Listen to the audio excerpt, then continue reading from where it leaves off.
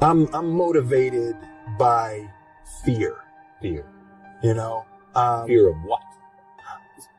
fear of fear. I hate being scared to do something. And I started developing the habit of attacking things that I was scared of. We have to free ourselves from the darkness of our own ignorance. You wouldn't call something a problem if you understood it. You don't call things problems that you have complete comprehension of. One of the things that I've learned is that if I feel bad, if I'm unhappy, if I'm upset, if I'm disrupted or disturbed, the only thing that could do that is my ignorance. That's the only thing that creates misery. Is you slip into a sort of hopelessness of not being able to figure it out. Fail early, fail often, fail forward. It's always a little bit frustrating to me when people have a negative relationship with failure. Failure is a massive part of being able to be successful. You have to get comfortable with failure. You have to actually seek failure. Failure is where all of the lessons are. When you go to the gym and you work out, you're actually seeking failure. You want to take your muscles to the point where you get to failure, because that's where the adaptation is. That's where growth is. Successful people fail a lot. They fail a whole lot more than they succeed, but they extract the lessons from the failure and they use that, the energy, and they use the wisdom to come around to the next phase of success. You gotta take a shot. You have to live at the edge of your capabilities.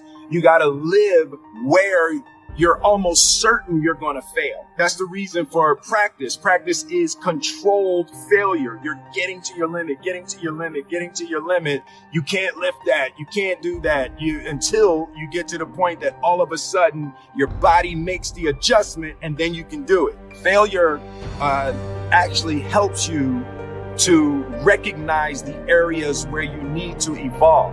So fail early, fail often, fail forward. Life is school, right? You're not getting the promotion you want at work. That's school. Get it, figure it out.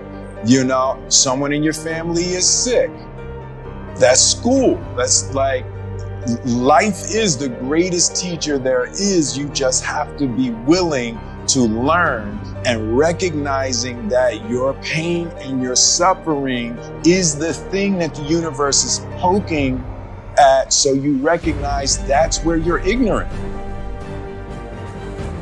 So a dude screamed to me the other night, "Hey, Will, I want to be an actor, man. I want to be an actor just like you." Usually people say stuff to me like that. I'm like, "Yeah, man, you do is give them an encouraging word." But I was just sitting here thinking, and it dawned on me, 99% of people that say stuff like that are not willing to do what it takes to make their dreams come true. The Marines have a saying, everybody wants to go to heaven, but nobody wants to die. And that's just real. At the center of bringing any dream into fruition is self-discipline. Something as simple as food and eating. It's not about your body as much as it is about your mind. It's getting command of your mind to be able to choose actions that are in your own best interest. Every day, we are choosing shit that's not in our own best interest, right? So if the world is attacking you and the world wants to fight you and the world's trying to hold you down, so you're going to kick yourself in the balls? So you're going to stop yourself from getting what you dream. Self-discipline is the center of all material success. You cannot win the war against the world if you can't win the war against your own mind. Fear is everything. Yeah, like if there was one concept that I would suggest to people to take a daily confrontation with is fear. The problem with fear is that it lies. For me, the daily confrontation with fear has become a real practice for me since about three years ago. I went skydiving in Dubai, right? The best things in life on the other side of terror, on the other side of your maximum fear, are all of the best things in life. I believe that self-discipline is the definition of self-love.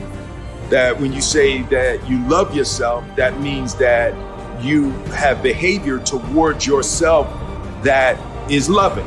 It's like you say to yourself, hey man, look, I know you want to eat that pizza and it'll be really good, but I can't let you eat that, man, because if you eat that pizza, you're going to feel like shit, and I love you too much to let you eat that.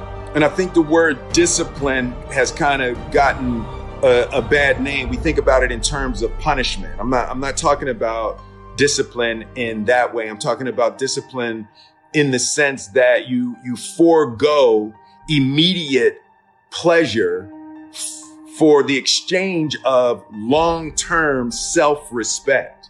Self-discipline is self-love.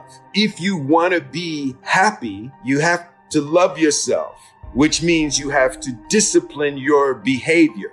The road to sustained happiness is through disciplining your behavior. I think there's always an aspect of us that when we feel unloved, in any capacity, in any relationship, when we feel unloved, when we feel mistreated, when we feel somehow disrespected, it's a natural reaction to want revenge. And I think that's what happens with most people, specifically in our most vulnerable stages when we're children, and we haven't done anything to deserve that kind of treatment. It's really hard for the ego to not click into revenge. So the problem is that when you seek revenge, you destroy yourself, and that's the paradoxical conflict that we all live in. Someone has mistreated us. We want revenge, but if we take it, we hurt ourselves more. And the only answer is loving kindness. And most of us don't want to hear that. It's like, I'll take my chances with revenge. In my life and in my experience, there's no such thing as a bad experience, right? There's experiences you don't like and they hurt, right? But to define something as a bad experience for me has not been true. The negative experiences or the things that were awful at the time, there's always the other side of the coin. And in my experience, I've cultivated only positive things out of the most negative experiences of my life. My father's death, and the 6 weeks up to my father's death was probably the most formative time in my life.